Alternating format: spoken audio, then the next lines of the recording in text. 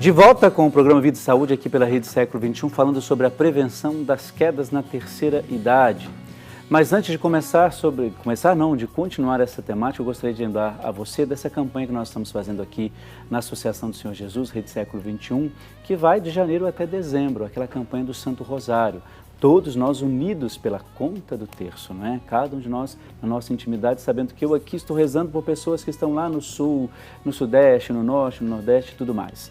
Essa campanha compreende 2 pontos importantíssimos. Primeiro, a questão da espiritualidade. Eu e você, todos nós, unidos em oração pelo Santo Terço. Eu rezo por você, você reza por mim. E juntos rezamos por esta obra imensa que é a Igreja das Mãos Ensanguentadas de Jesus, que o Padre Eduardo quer até setembro deste ano, que nós pelo menos rezemos ali naquele piso, que vai ser quase que um contrapiso, mas o primeiro piso da Igreja das Mãos Ensanguentadas de Jesus. Para isto, primeiro momento, oração e espiritualidade. Segundo momento, você que é sócio evangelizador, recebeu na sua casa um carnê como esse que eu vou mostrar aqui agora, este carnê da campanha do Santo Rosário. E neste carnê você encontra aí 12 parcelas com valor fixo apresentado, não é? E você, a cada 3 meses que você colabora, que você efetua a sua colaboração, você recebe 1/3, são 4 terços, né?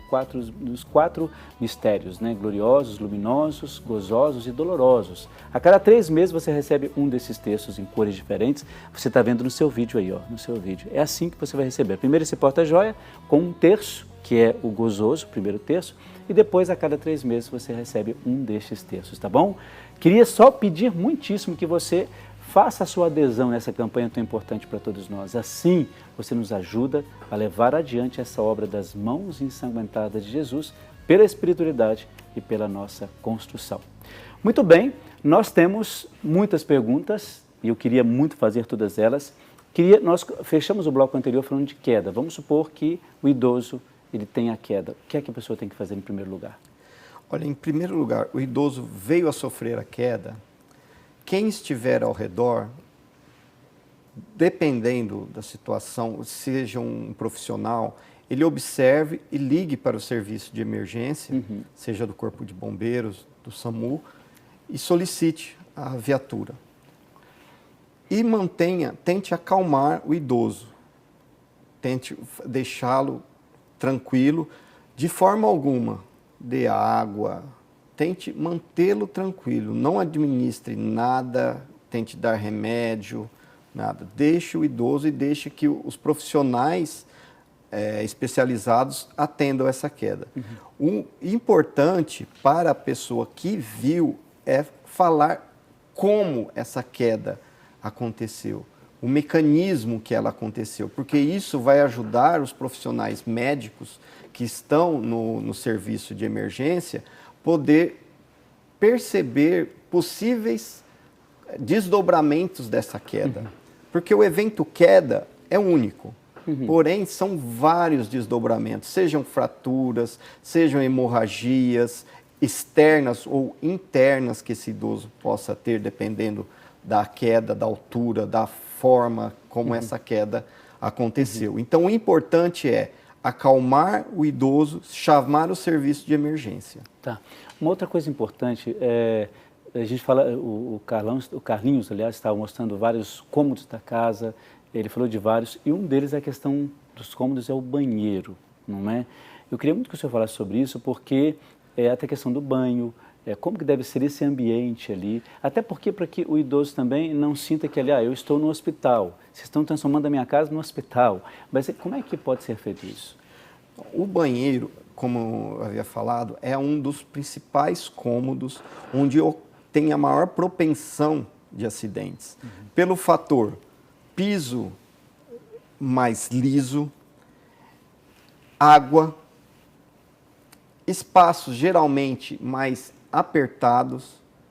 Então, nós temos que proporcionar a esse idoso o quê? O banheiro ele deve ter uma boa iluminação, uma facilidade de acesso a esse idoso, seja para entrar ao local onde faz o seu banho propriamente dito, seja o local onde está o sanitário, e nesses locais que são mais críticos, o fato do sanitário e onde se faz o banho, tenham apoios. Esses apoios são para quê? Para que o idoso, a hora que ele está fazendo a sua higiene, ele possa abaixar, fazer a sua higiene. Dependendo do caso do idoso, é interessante que se tenha um assento próprio para fazer o banho. Na questão do vaso sanitário, que é um dos momentos mais críticos, porque é no vaso sanitário que ele tem uma mudança mais abrupta de postura. Ele está sentado para a postura em pé. E geralmente o idoso, como eu falei, que ele tem algumas alterações vasculares, cardiovasculares, que são decorrentes da idade, quando ele se levanta, ele tem uma propensão a ter uma queda, uma alteração da pressão arterial dele, que pode causar um mal súbito, seja ele ter um desmaio ou um embaçamento das vistas, e ele pode vir a sofrer a queda. A gente tem que entender de uma certa maneira, de maneira geral, que esse processo na terceira idade no idoso, ele é diferente do nosso, nós temos que entender isso, por isso que às vezes nós não podemos apressar o idoso. Essa questão da postura, né? Uma postura abrupta, né? De sentado, fica de pé. Abrupta. Isso é difícil para ele. E no box, por exemplo, também. Também a questão de abaixar para poder lavar o pé, se ele não tem a necessidade do assento, seja um idoso mais ativo, mas é importante que ele tenha um apoio, por conta de ter ali água, sabão, ter um tapete, se for o caso, antiderrapante, para o idoso não sofrer risco de escorregar. E um dos pontos que nós falamos críticos da casa em si, seja mesmo residência, fora da residência, e um ponto que você destacou, que é o tempo. Esse idoso, ele tem o tempo dele, e isso é inerente a ele. Nós não podemos tentar acelerar isso ao nosso modo de vida. Então, seja você, quando você está acompanhando o idoso, seja na condução dele, o idoso que tem dificuldade em caminhar, você vai conduzi-lo, você não vai arrastá-lo. Então, é importante que você forneça seu braço, que ele segure, você toque para sentir esse apoio, no caminhar, que ele não tenha, você não o puxe e nem que você sinta que ele está mais lento. Então você tem que diminuir o seu ritmo para se enquadrar a situação dele, porque senão você mesmo pode vir a causar um desequilíbrio nele e fazer com que ele caia. Você sabe que quando eu saio com a minha mãe, por exemplo, a gente vai passear no shopping ou vai fazer caminhada normalmente assim, que eu percebo que ela segura aqui, às vezes eu percebo que ela segura um pouco mais forte, às vezes um pouco mais fraco, né? Eu acho que de acordo com a intensidade da caminhada, é como se ela regulasse aqui o tempo que eu tenho que fazer. Ela não diz isso, obviamente, mas eu sei o tempo que eu tenho que andar um pouco menos. Ter essa sensibilidade de perceber isso, porque geralmente se você está acelerando, ele vai perceber que ele não consegue acompanhar, e a tendência do corpo é parar. Então, se você continuar, ele vai fazer o quê? Pode vir a tropeçar. Uma coisa, em relação a essa questão dos acessórios que a gente tem, a questão da bengala, em alguns casos, como é que o andador, como é que a gente pode trabalhar isso? Porque chega um momento que talvez assim, olha, puxa vida, eu não gostaria de usar e tal. Talvez um certo constrangimento. Há uma maneira de abordar isso, de trabalhar isso? Ou tem que fazer? Como é que... Bom, é interessante que se não há uma patologia pré-estabelecida em que seja determinante a utilização desses acessórios, é interessante que você e o idoso, na conversa, tente chegar a esse denominador. Você não está tendo um equilíbrio adequado, será que não seria interessante você começar a ter um apoio ao caminhar? Mas indicar seja o andador ou a bengala, que seja procurado um profissional, seja o médico ou o fisioterapeuta, para que ele ministre faça essa indicação. Verifique se há a necessidade e de qual tipo de, pode de sair comprando assim. Não, mesmo porque, além de tudo, não é só comprar esse acessório.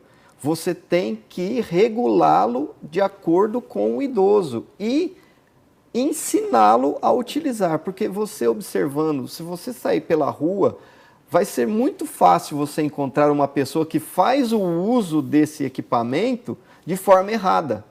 E nessa situação, ao invés de você o estar ajudando, você pode causar outras patologias, seja problemas nos cotovelos, inflamações, ombros, coluna, porque ao você utilizar um desses acessórios de forma errada, você vai tender a mudar postura, tomar postura totalmente errátil, e você precisa fazer com que a postura, o ideal, assim, a grosso modo, logicamente que tem que ser avaliado caso a caso, mas o teu corpo, ele deve estar alinhado sem pender para nenhum dos lados, nem ter um ombro elevado, nem muito abaixado, no caso da bengala. E isso é o profissional que vai adequar, a altura da bengala, como que tem que ser. Também. O ideal, no caso da bengala, você utilizar a bengala, o teu problema é na perna direita.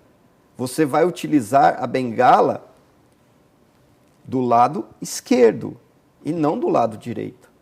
A bengala deve ser utilizada no membro contralateral ao problema, que no caso, o exemplo, perna direita, você vai ter que utilizar do lado esquerdo. Por quê? Quando você for fazer a mudança de passada, você vai projetar a bengala à frente, vai movimentar a perna machucada e depois vai vir com a perna boa de encontro à bengala. E interessante que você deve colocar essa bengala posicionada ao lado do corpo, não na linha da perna, porque senão você pode tropeçar na própria bengala. Então você tem que manter lateralizado ao teu membro. Então você mantém a questão de 10 a 15 centímetros, mais ou menos, questão de um palmo fora da linha da sua perna, projeta à frente, lança a perna e depois encontra a perna boa junto à bengala. Isso é uma forma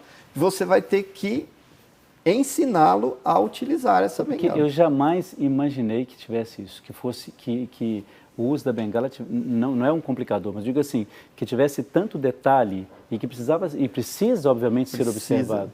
Senão você causa um problema maior além daquele que a pessoa tem. Tem muitas pessoas que desenvolvem a questão de utilizar a bengala errado, alturas erradas, ela mantém o ombro fletido por muito tempo, ele começa a desenvolver tendinites, seja de ombro, cotovelos, porque vai manter fletido mais tempo. Então, tudo isso tem que ser adaptado. A flexão do antebraço não pode ser superior a 30 graus, entre 20 e 30 graus. Tem que explicar de fato e mostrar de maneira simples para ele como ele pode usar. E fazer essa utilização com ele, acompanhando realmente, para que ele aprenda a utilizar, para que possa fazer daquele objeto um aliado e não um problema. E de fato é um aliado, né? Sim, com certeza. Agora, uma coisa especial assim, que para mim é também importante, aliás, tudo isso nós falamos é importante, é a questão da memória. Eu acho isso fundamental. Então, assim, uma dica que se pode dar, né, e eu tenho essa dica, a minha mãe faz muito isso, é a leitura. O fato de ler ajuda muitíssimo nessa questão de memória para o idoso. Manter o hábito de leitura. Com certeza. Atividades que estimulam a parte cognitiva do nosso cérebro, seja a leitura, fazer uso de caça-palavras, atividades que nos forcem a utilizar várias funções do nosso cérebro. Isso é como um exercício de academia para o nosso cérebro. E isso ajuda muito ao idoso a manter, a prolongar, a retardar essa perda de memória que é inerente à questão do idoso? Eu perguntei isso porque a minha mãe ela tem uma memória muito boa, muito boa. Então, assim, como ela lê muito também, então isso ajuda muitíssimo, né? Alguns compromissos a gente passa para ela e ela ajuda a responder. Olha só, estamos terminando esse bloco, daqui a pouco a gente vai, aliás, vamos para o intervalo, daqui a pouco a gente volta para o nosso último bloco do nosso programa Vida e Saúde. Fique aí, rapidinho, daqui a pouco a gente já volta um instante só.